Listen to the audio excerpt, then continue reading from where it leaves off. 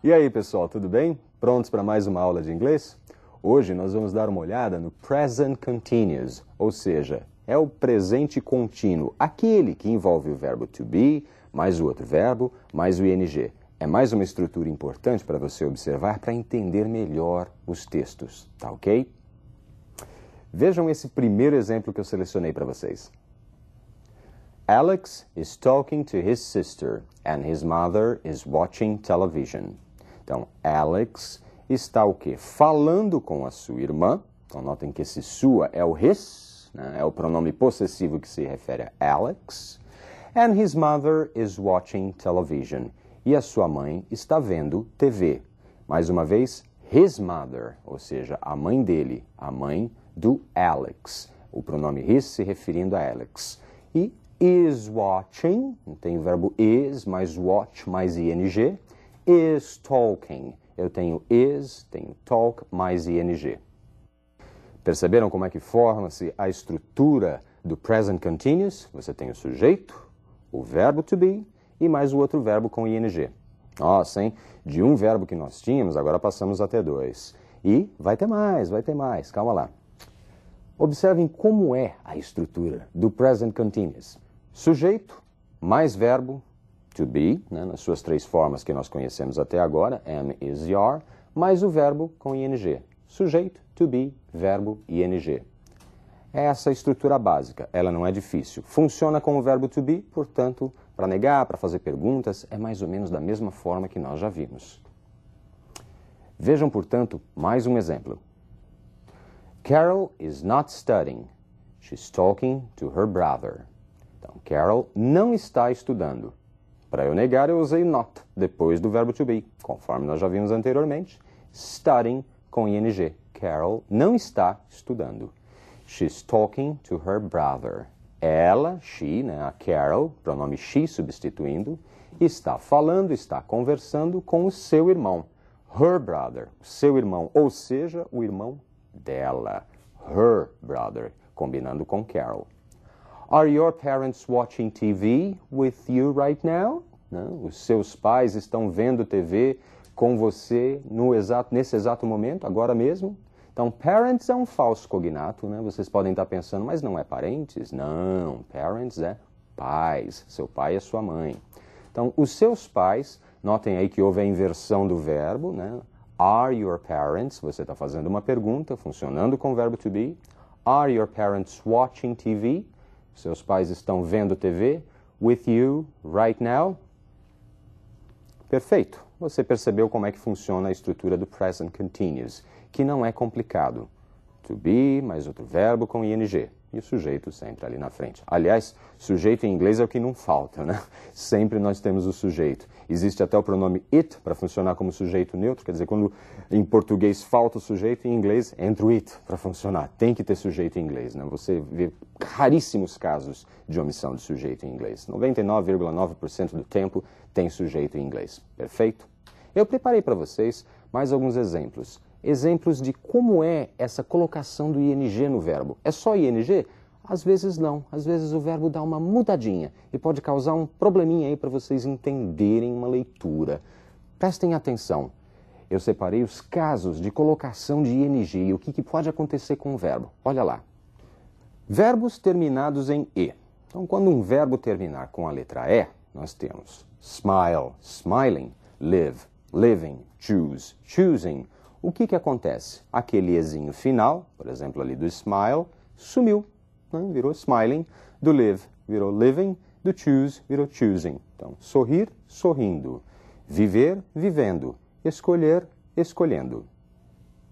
Um outro caso importante a ser observado são os verbos monossílabos terminados em CVC, que quer dizer consoante, vogal, consoante. Olha o sit. S é uma consoante, I é uma vogal, T é uma consoante. Sit é um CVC, é um verbo monossílabo. Então, ele só tem uma sílaba. Olha o que acontece com o ing. Sitting. Ele dobra as duas últimas letras. Run, mesmo caso. Running. Get, getting. Sit, sentar. Sitting, sentando. Run, correr. Running, correndo. Get, conseguir. getting, conseguindo. Acontece isso o tempo todo? Não, nós temos algumas exceções, então olha aí a exceção. Verbos terminados em W, X e Y. Quando eles terminarem nessas três consoantes, é o caso de sew, fica sewing, não dobra a última letra. Mix, mixing, play, playing. Então, costurar, costurando, misturar, misturando, jogar ou brincar, jogando ou brincando. Verbos com duas ou mais sílabas dependem da sílaba tônica. Observem o verbo admit. A sílaba tônica é o mit. A primeira sílaba, é uma sílaba mais fraca. Então, admit, é ali que está a sílaba tônica. Ele dobra, se comporta como um verbo CVC, consoante, vogal, consoante. Admitting. Forget, mesmo caso. Forget, a sílaba tônica é o get. Então, ele se comporta como os verbos CVC. Forgetting, dobra a última letra. Admitir, admitindo. Esquecer, esquecendo. Verbos com duas ou mais sílabas dependem da sílaba tônica. E aí nós temos um outro caso. Whisper.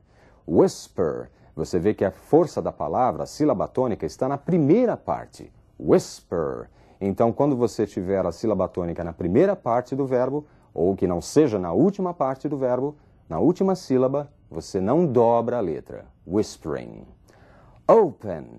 Opening. Mesmo caso. Open. Ali na primeira sílaba é que está a força dessa palavra, é que está a sílaba tônica. Opening. Não dobra. Então, cochichar, cochichando, abrir, abrindo. É isso que acontece, então, com os verbos com ing. A maior parte dos verbos é simplesmente ing, pronto, acabado. Quando você tem aqueles casinhos, é que você tem alguma mudança, perfeito? Vamos observar mais alguns exemplos? Olha lá. Tom is opening a bottle of champagne because he's celebrating his new job. Então, Tom está abrindo, você percebe Tom, o sujeito, is, o verbo to be, opening, então você tem o continuous aí, o ing junto do open, que não dobra o n. Tá? Tom is opening a bottle of champagne, ele está abrindo uma garrafa de champanhe, because he's celebrating his new job. Porque ele, né, he, o Tom, is celebrating, está celebrando. O verbo celebrate terminaria com um E, mas ele saiu daí para colocar o ing. His new job, está celebrando seu novo emprego. Carol is whispering to Susan because he's telling her a secret. Carol está cochichando com Susan porque ela está contando-lhe um segredo. Carol is whispering. Tá ali o present continuous com quem? Com Susan. Because, porque ela está contando-lhe um segredo. Tom is talking to Carol. He's speaking to her, but she is not listening to him. Então, Tom está falando com a Carol. Ele está falando com ela, mas ela não está escutando. He is speaking. Ele está falando. Esse é o sujeito com o verbo. Is speaking to her. Está falando com ela. But she is not listening to him. Mas ela não está escutando. Him está substituindo a Tom. Ok? E her substituindo a Carol. Perceberam então a utilização do present continuous? Agora, apareceram aí alguns outros pronomes também, him, her, sendo utilizados depois dos verbos, funcionando como objeto. Vamos olhar esses pronomes mais de perto?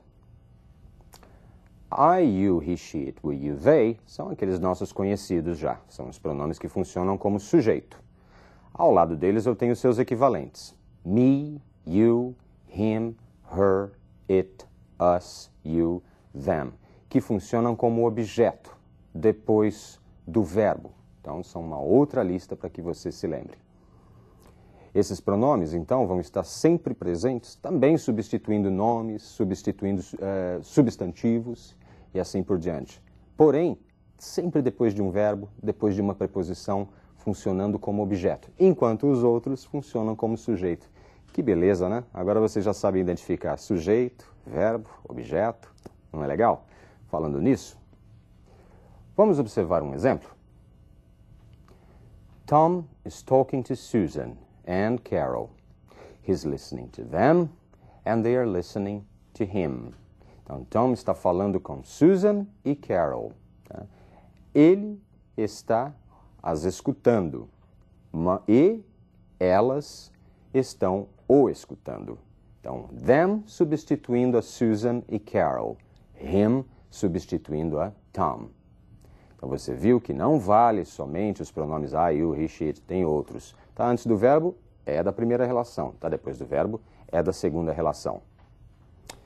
Vamos ver um diálogo com essa estrutura que nós acabamos de aprender, essa estrutura do present continuous, mais os pronomes, negações, etc. Observem. Hello.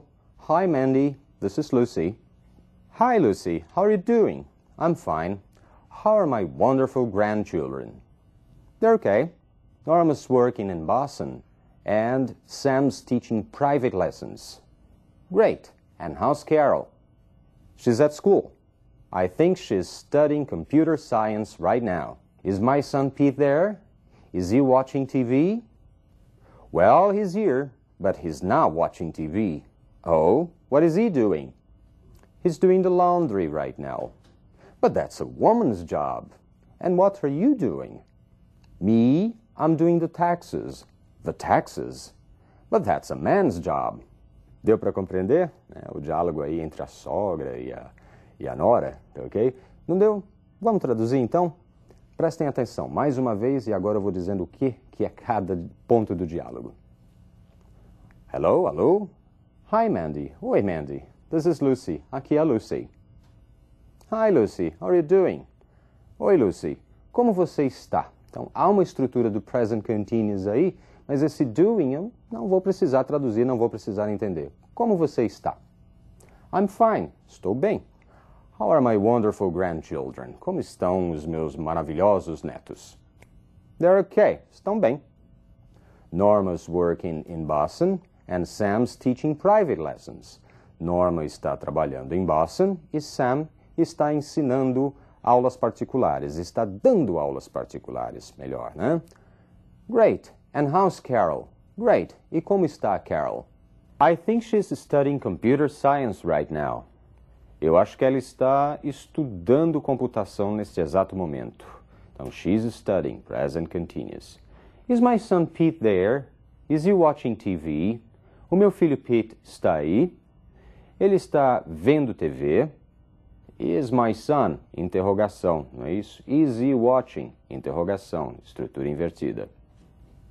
Well, he's here, but he's not watching TV. Bem, ele está aqui, mas não está vendo TV. Oh, what is he doing? Oh, o que ele está fazendo? He's doing the laundry right now. Ele está lavando as roupas. Doing the laundry, lavando as roupas right now. But that's a woman's job. Então a sogra se admira. Isso é trabalho de mulher. And what are you doing? E o que você está fazendo? Me? I'm doing the taxes. Eu estou calculando os impostos. The taxes? Os impostos? But that's a man's job. Mas isso é trabalho de homem. Percebeu o uso do continuous? E percebeu também o uso do verbo do, né, como o sentido de estar executando um trabalho? Doing the laundry, é lavando a roupa. Doing the taxes, é fazendo os cálculos do imposto. Perfeito? Bom, gente, vocês acompanharam a utilização do present continuous, vocês acompanharam a utilização dos pronomes que funcionam como objeto. Espero que vocês tenham conseguido absorver algumas coisinhas a mais também que a gente andou conversando. Por hoje é só, na próxima aula tem mais. Um abraço.